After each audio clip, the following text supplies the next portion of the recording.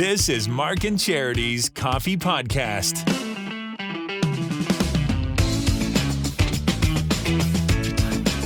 Good morning. This April 1st. I'm Charity Brown, part of the Mark and Charity Coffee Podcast. Mark Philman is away today. He's been away the last couple of days, so I am on my own. This is new and a little nerve-wracking for me. Not gonna lie. Personally, it's one thing to sit and talk to someone for 15 minutes. It's something totally different to sit and talk to yourself for 15 minutes.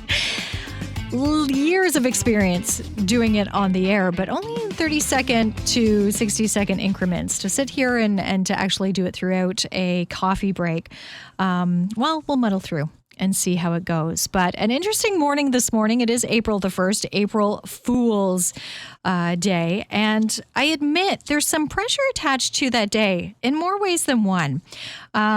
Pressure not to be fooled, because you never know what's real and what's not anymore, and I'll get into that, share some of my thoughts on that in just a few moments. But also pressure in the industry that we are, the job that we do, to come up with something very creative every year to try and fool people.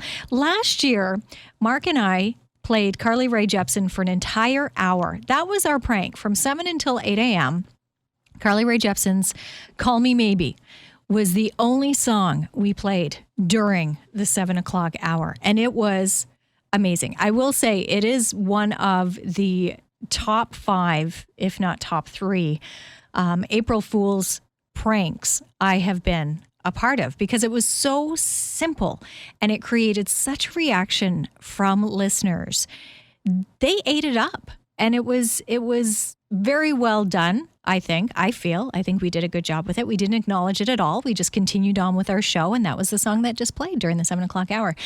And people still talk about it a year after, which is another indicator that keeping it simple, or the simpler, the better. And this ties into the other thought that I was having earlier this morning, because no matter what you come up with, no matter the pressure you put on yourself, which I did, again, I felt a lot of pressure to come up with something this morning. Chances are pretty good that someone else has already done it, and chances are also good that they're not going to believe it. But with the world that we live in now, there's something crazier out there. It's almost keeping it simple is the way you have to, quote unquote, prank or have fun with someone, because headlines on a day-to-day basis are so crazy and so out there.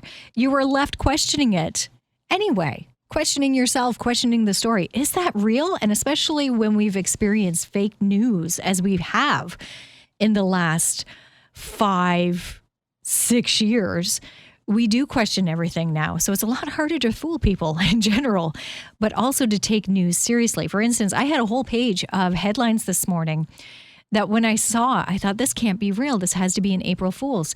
And they were all real. They all happened.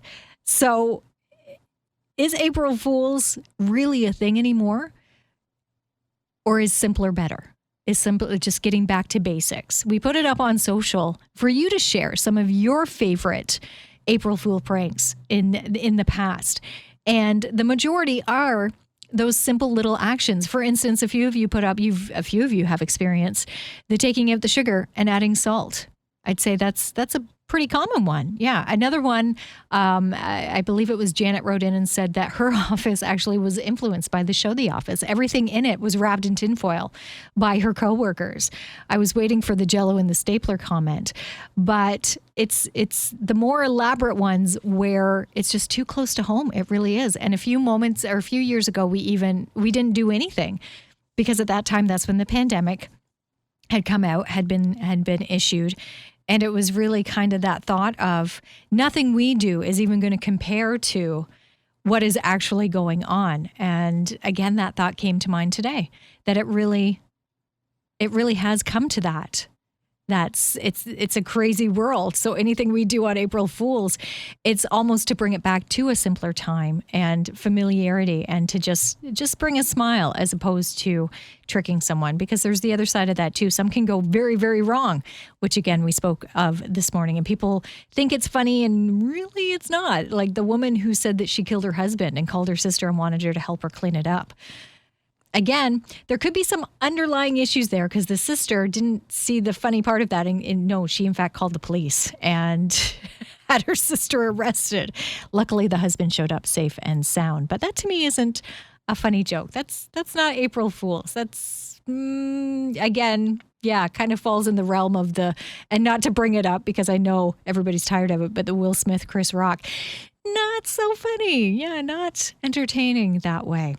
Regardless as to how you spend April Fools, hopefully you're not looking over your shoulder the entire day and you can enjoy the day with a little bit of lighthearted laughter and take it for what it is. I know many were questioning. We kicked off a April Fuels contest today, giving you the chance to win a $50 gas card later this afternoon, with the thinking that, you know what, there is enough craziness in the world, so we're gonna play it straight and just have some fun, play off the April Fools, and give you the chance to win a $50 gas card, give you some relief at the pumps. And many people did question whether or not it was for real. As far as I know, it is. So this afternoon with Emily, your chance to win that $50 gas card. So register by texting in gas at 613-962-0955 if you haven't already. As well, this morning we were joined by Nicole Klinsterber. She is the co-host of this weekend's Kids Got Talent. It is back as things are opening up. Many of these wonderful events are returning. This is the third season for Kids Got Talent. 23 kids participating, ranging in ages from 4 to 16, which is just amazing. There's some cash prizes. There's a fan choice award. And now that the Empire Theatre can accommodate a full house once again, they want to jam pack it. So get your tickets through theempiretheatre.com, through their box office online. Again, Nicole will be co-hosting and Emily Cannell will be one of the judges on hand. So you can take that in on Sunday and enjoy as we head into another weekend, the first weekend of April. Get through today and enjoy it, and listen to the Mark and Charity Coffee Podcast wherever you find your favorite coffee podcast. We do it every weekday. Mark is back on Monday, thankfully, and you don't have to listen to me ramble on my own. Again, have a great weekend, and we'll be back at it Monday morning.